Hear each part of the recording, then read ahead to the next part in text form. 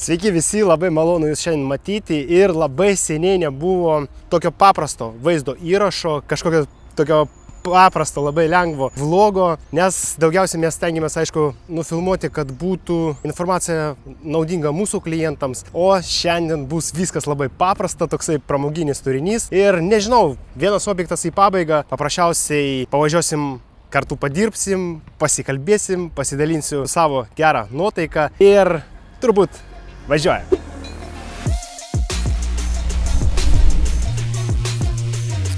Mes su jumis turim tokį objektą, kur reikėjo perdažyti sienas ir pasikalbėsime apie visus niuansus. Nes tikrai yra kuom pasidalinti. Kaip pasirinkti gruntą, pasižiūrėsim, jeigu siena išglaistyta ir turim dažų, kaip pasidaryti pataisimus ir va taip toliau.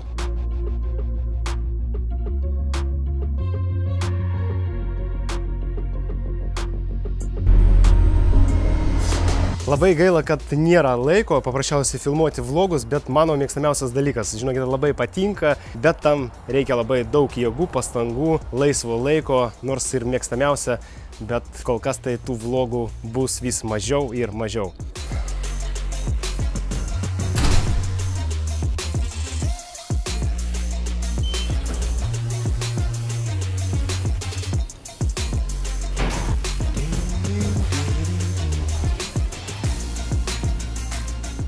Dabar jūs matėt kokią betvarkę, bet visą tą reikalą mes susitvarkysime net ir šiandien. Bet čia ne esmė šio vaizdo įrašo. Norėčiau pasidalinti tokią informaciją, kaip geriau pasidaryti pataisimus ir kaip išdažyti, jeigu jūs turite išdažytą sieną ir jau laikas atėjo atsinaujinti. Pasiimkim tokį variantą, jeigu mes turim pusę sienos dažytą, pusę sienos paprasčiausiai susitvarkėm ir padarėm pataisimus su glaistu, ne, gali būti taip, kad ir pusę sienos išglaistyta, pusę sienos mes turim dažą. Ką daryti? Nepergyvenkit, reikia pasirinkti labai gerą kokybišką glaistą, kad paprasčiausiai paskui nenueitų puslėm. Ką tai reiškia?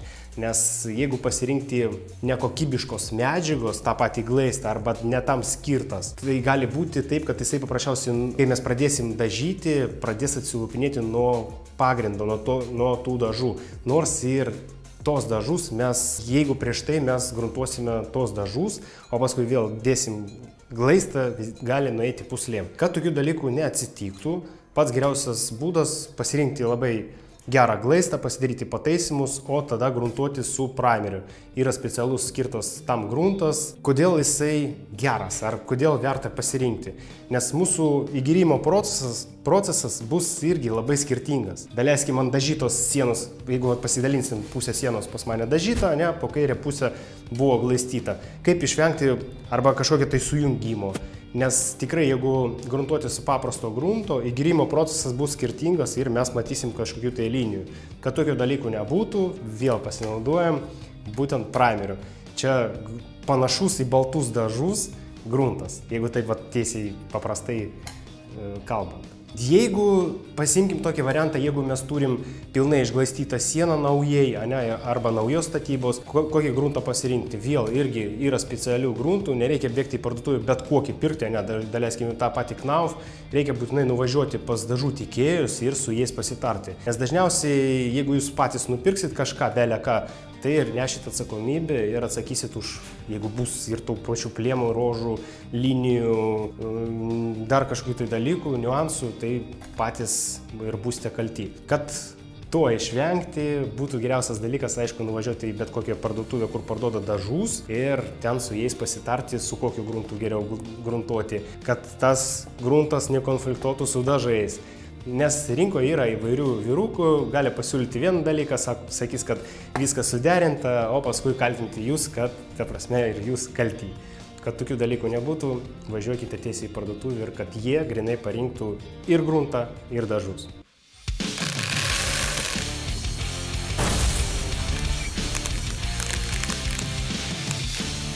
Dabar rozetės ir jungikliai. Prieš darydami pataisimus arba perdažydami sienas reikia būtinai viską demontuoti, kad būtų priėjimas.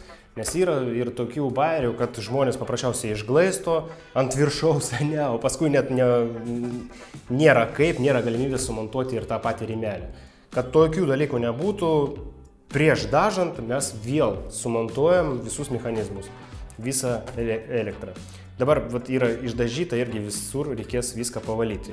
Jeigu meistras irgi neapklijavo, pasižiūrėkite priimdami remontą, kad kur yra įžeminimas, būtų viskas švariai. Jeigu vdruk jūs nuspręsit nedažyti lubos, sakysit, pas mane lubos labai puikiai atrodo, viskas gražiai, bet stop, palaukit. Visų pirma, jeigu jūs išdažysite tik tai sienas, o po 2 metų vėl norėsite perdažyti lubos, tai nieko neišeis, nes dažydami lubos taškysite ir dažų gali patekti ir ant sienų. Tai jeigu jūs dabar norite trupučiuką sutaupyti, nežinia kodėl, neturiu atsakymą, bet vėl patarsiu, iš karto dažykite lubos, o tada ir sienas, nes nieko nesutaupysit tikrai. Ir bus remontas padarytas kaip ir naujai, bet lubos vis tiek atrodys taip trupučiuką kitaip, nes naujai viskas išdažyta, iš karto matosi, kad čia išdažyta ką tik ir atrodo tikrai įspūdingai ir naujai. Radiatorius. Būtinai reikia uždengti mūsų valdymą tą mechanizmą, nes paskui jeigu čia papuls dulkių, paprasčiausiai bus pašalinių garsų. Būtinai prieš darant remontą tokį dalyką susitvarkam. Jeigu meistras kažkodėl neapsiklijavo, būtinai jam reikia pasakyti, kad tą dalyką padarytų. Ir čia irgi apklijuoti, kad viduj irgi į radiatorių kuo mažiau patektų dulkių, šlifuojant sienas. Dažydami lubos būtinai reikia nuimti šviestuvus, nes būna taip, kad žmonės apsiklijuoja aplink tą šviestuvą ir paprasčiausiai paskui labai bjauriai atrodo. Kad būtų viskas tvarkingai, reikia demontuoti, o remonto gale sumontuoti vėl atgal. Sugrįžtant prie radiatorių, norėčiau irgi pasakyti, kad būtų idealiausia, aišku, nuimti, bet jeigu šildymo sezonas, aišku, galima ir taip išdažyti, nes čia vietos kaip ir užtenka. Jeigu tik tai atsinaujinat spalvą, kaip ir nėra problemų, bet jeigu pas jūs ryškios spalvos, būtų gerai irgi iš karto numatyti tokius darbus ir nuimti. Trumpai pasikalbėkime apie įrankius. Pirmam etapė, jeigu jūs patys bandot perdažyti sienas arba nepatyręs meistras, tai siūlyčiau nupirkti, aišku, brangiausio segmento visus įrankius, nes su jais ir patogiau dirbti, ir žymiai paprasčiau. Nes daleiskim, ir pats tas valiukas, čia kampai yra užlenkti ir kad kažkokių tai linijų, kad nebūtų.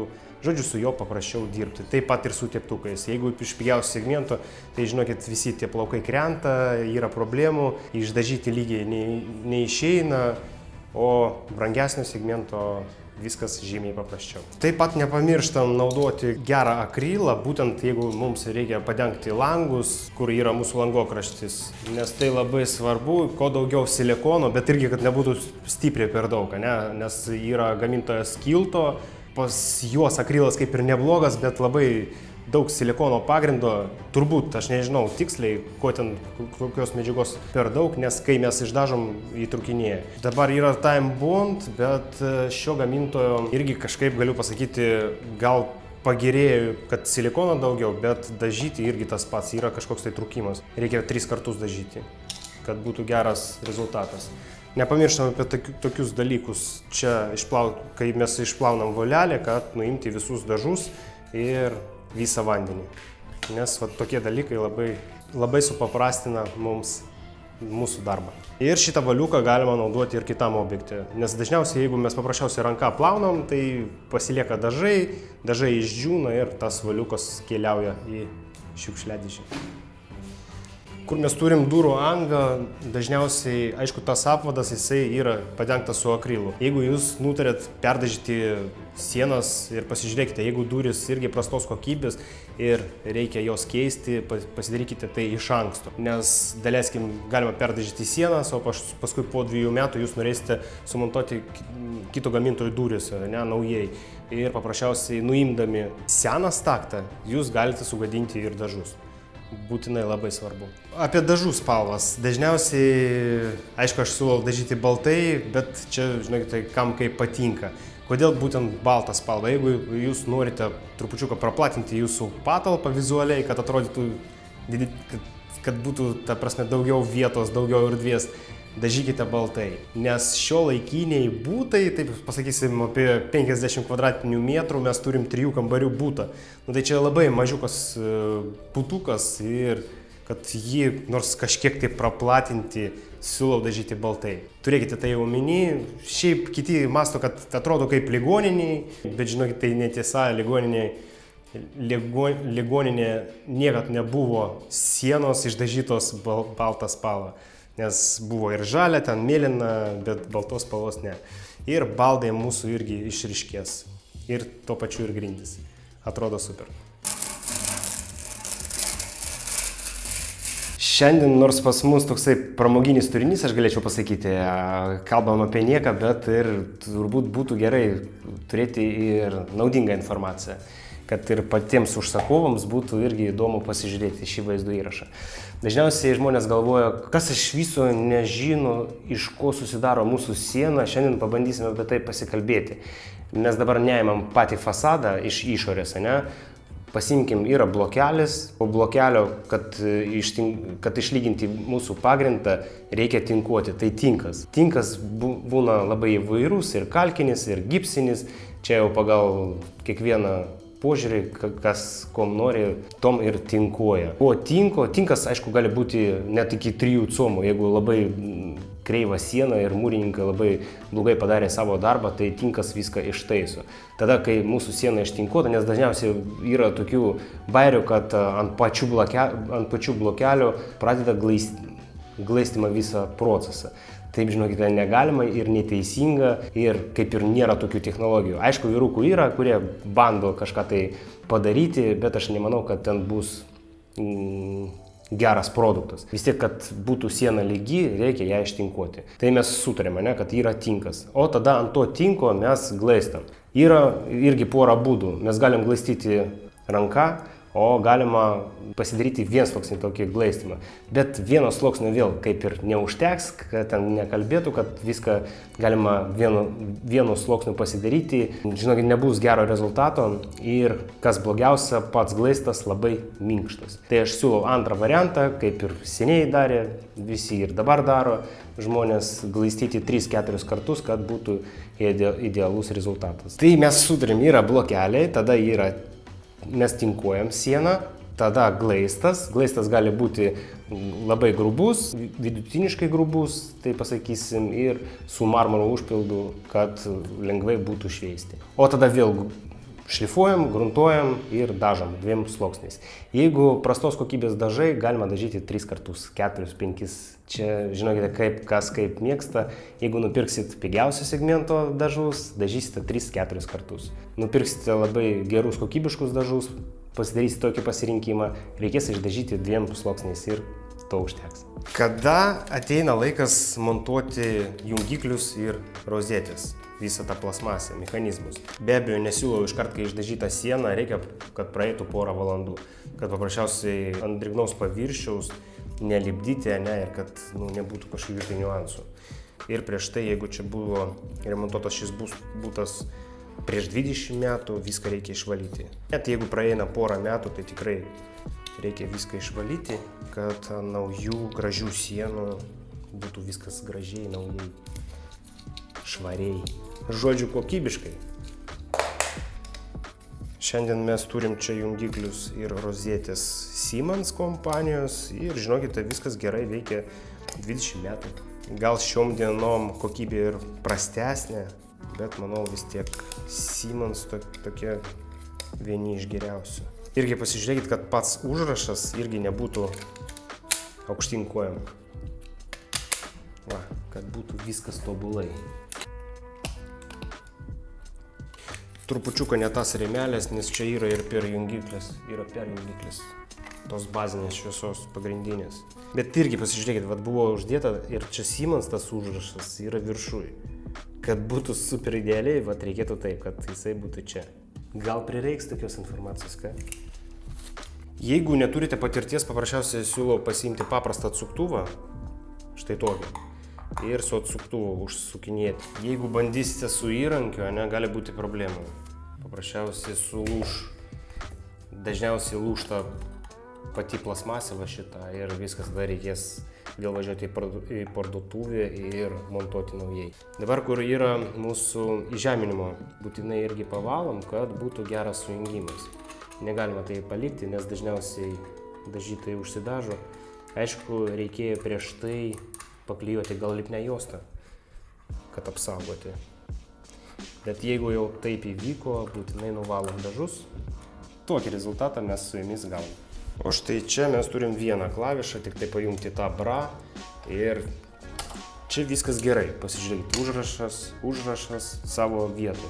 Aišku, čia smulkmena, bet vat toks niuansas yra. Irgi pavalom žeminimą. Tas ant to išeina, žinokite, arba iš karto su lipne juosta praeiti, arba grinai paskui pavalyti. Čia kažkaip sulankstyta. Grąžinama vieta. Nebūtina išjungti elektrą, svarbiausia nelyskite pirštais gilmiai į tą rozetę. Dirbam va taip paviršutiniškai. Pasižiūrim į užrašus vėl. Taip bendrai ir trumpai apie vidinius kampus, kur yra pastovi trukimas arba ten plyšta su sietelė, nes anksčiau pastovi visi dėdavo sietelės į patį kampą, į vidinius kampus. To daryti nereikia, nes aš parodysiu, kaip viskas atrodė ir žinokite, labai baisu. Reikia dėti grinai, jeigu dedat sietelę iki pačio kampo arba popierių galima dėti, kad jeigu bus tų trukimas, grinai per tą kampą. Paskui bus labai lengva sutvarkyti. Mes galėsim padengti su akrilu ir išdažyti. Nes jeigu grinai įdėsim sietelę, tą tinkliuką, tai bus labai didelis trukimas. Aš šiandien baigiu montuoti šviestuvus, rozetės ir nespėjau net pasitvarkyti. Tai kitą dieną pasitvarkysim, sumontuosim plintusus, o dėl plintusų laukia šeštadienis, sekmadienis, savaitgalis. Pabandysim kažką tai parinkti, pavažiuosim parduotuvės skirtingas, pasižiūrėsim, ką turim ir be abejo reikės pasirinkti pagal mūsų spalvą. Taip pat laukiam durų ir, žodžiu, laukiam kitą savaitę, kad galėtume užbaigti šios darbus. Gaila, kad nespėjom pasitvarkyti.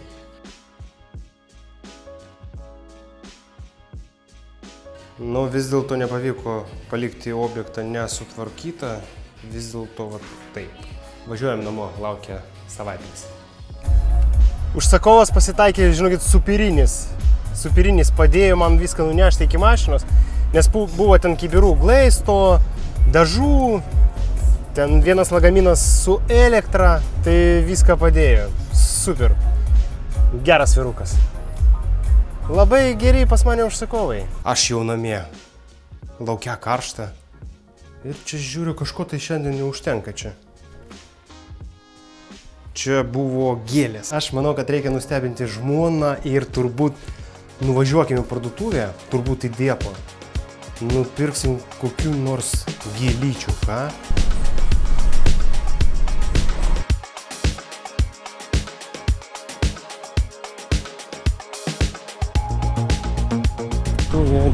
Dėpo parduotuvę.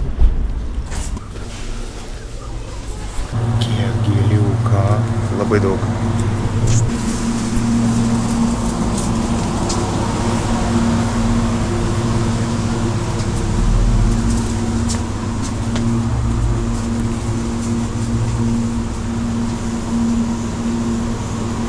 Tai va, turim tokių gėlyčių.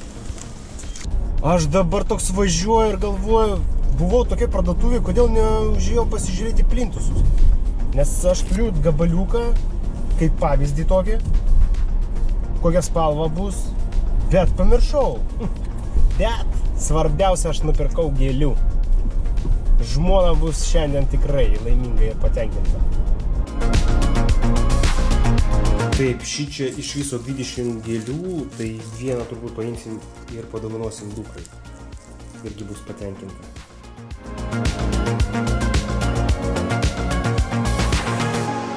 Nu ką, vyrai, turiu dar visą valandą laiko, laisvo laiko, nes dabar 5:30, 6:30 turiu atsilaisvinti. Aš manau, galvoju, kad reikia nuvažiuoti išplauti mašiną, nes seniai neplauta, ten viduj tai iš viso tragedija, reikia siurbti, bet šiandien tą dalyką gal nespėsiu padaryti. Svarbiausia, aišku, išplauti. Lekiam greitai į plovyklą.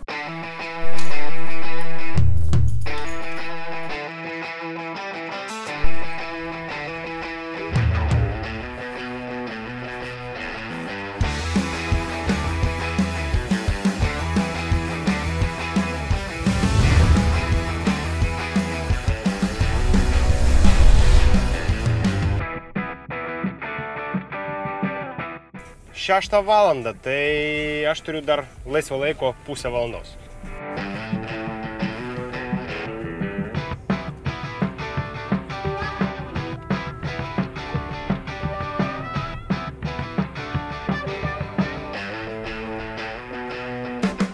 Taip, liko dar patvarkyti vidų, nes čia viduj iš viso ant tos juodos panelės, nu viskas matosi. Visos dulkės. Man labai patinka tos servitėlės iš Lidlo, kur yra matiniai. Va, apie tokios servitėlės aš kalbėjau. Aišku, čia ne reklama, aš pats, man labai patinka.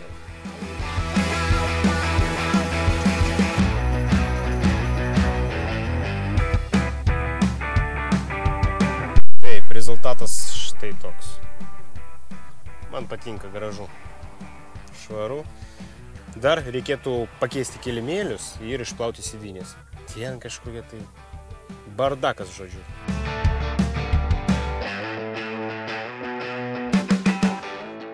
Labas rytas, šiandien laukia nauji iššūkiai. Aš pasiėmiau sąskaitą faktūrą ir aš buvau nuvažiavęs iš pačio ryto nupirkti plintusus ir turim 4 skirtingus variantus. Tai pridėjom vieną, kitą, trečią ir vis dėlto pasirinkom tik tai vieną variantą. Dabar važiuojam visą tą dalyką priduoti ir labai įdomu priduosim, o gal atvirkščiai bus kažkokių tai niuansų. Važiuojam. Va tokie 3 skirtingi variantai. Tada porą faktūrų mes turim ir, žodžiu, buvo viena grindjuostė pirkta, čia ta plastikinė PVC ir dar 3 šiandien. Beveik viską reikia grąžinti, nežinau, kažkaip, aišku, sakysiu, kam perkat tada, pardavėjai gal sakys, kam perkat, pabandysime grąžinti. Pagal įstatymus tai čia mes lengvai galim grąžinti, kaip ir nematau kažkokių tai tragedijų.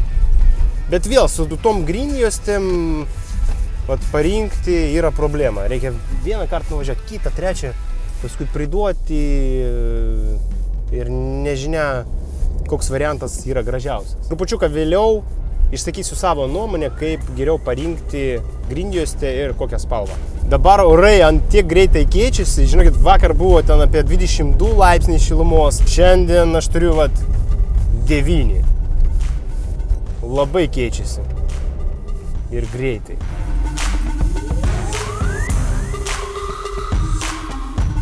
Nu ką, pradėjau montuoti grindjuostes ir jau pietų metas. Važiuojam valgyti. Šiandien ką mes turim? Turim mėsos, turim kotletų ir turim bulvių.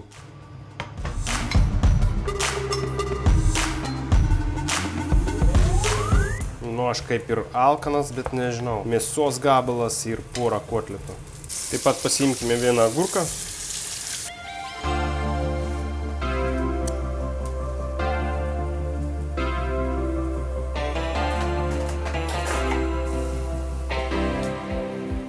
Šiandien kažkaip taip, skubant, sudeginau. Bet kaip kariuomeniai, valgom tyliai. Ir važiuosim dirbti. Nu, negaliu pasakyti, kad super skaniai pavalgiau, bet užtat labai greitai. Ir mes su jumis lekiam į objektą, reikia užbaigti su tais plintusais, jau pradėjom klijuoti, užbaigiam ir turbūt pasitvarkom ir pridodam objektą. Nors į šitą objektą dar reikės sugrįžti, nes montuosis durys ir vėl reikės pripjauti prie pačių durų apvadus.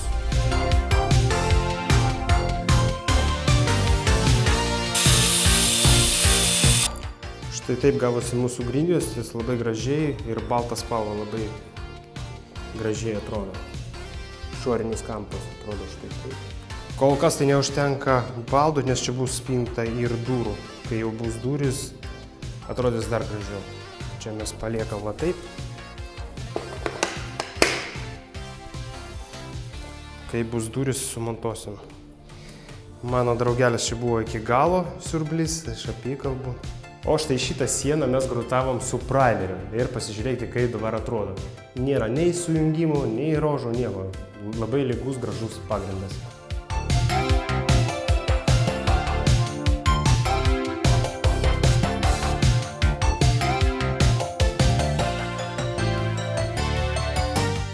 Tai va, mėlyje, šis vaizdo įrašas į pabaigą ir liko pasikalbėti apie grindjuostes, nes kokios spalvos pasirinkti. Dažniausiai mes imam pagal grindų spalvą, ne, ir tos grindys ir mūsų grindjuosčių irgi ta spalva skiriasi ir pats paprasčiausias būdas būtų, aišku, pasirinkti pagal mūsų durų spalvą, arba staktos, arba apvadą. Daleiskim, jeigu apvadas pas mus baltos spalvos ir durys, tai geriausia būtų pasirinkti baltą spalvą. Nes ir iš dizaino pusės atrodys gražiau ir bendras vaizdas, ta prasme, nebus kažkoks tai vinigrėtas.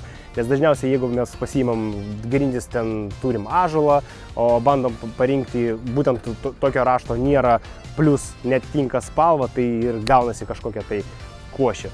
Šis objektas beveik į pabaigą, aš dar trupučiuką neužteko, kažkur tai 7, 8, gal 10%, nes reikia sumontuoti duris ir bus gera proga pafilmuoti dar, kai jau bus viskas padaryta. Šiandien tiek tos informacijos, aš labai tikiu, kad jums buvo su manim šiandien linksma ir informacija buvo naudinga. Taip pat kviečiu prasinumeruoti mano Instagram platformą, apačioje paliksiu nuorodą, o taip pat aprašymuose ir komentaruose. Šiandien tiek tos informacijos, kai visada labai gerų, gražių, kokybiškų remontų, taip pat sveikatos, laimės ir nepraleisk kito vaizdo įrašo, nes mes su jumis pasimatysime. Viso, čiau!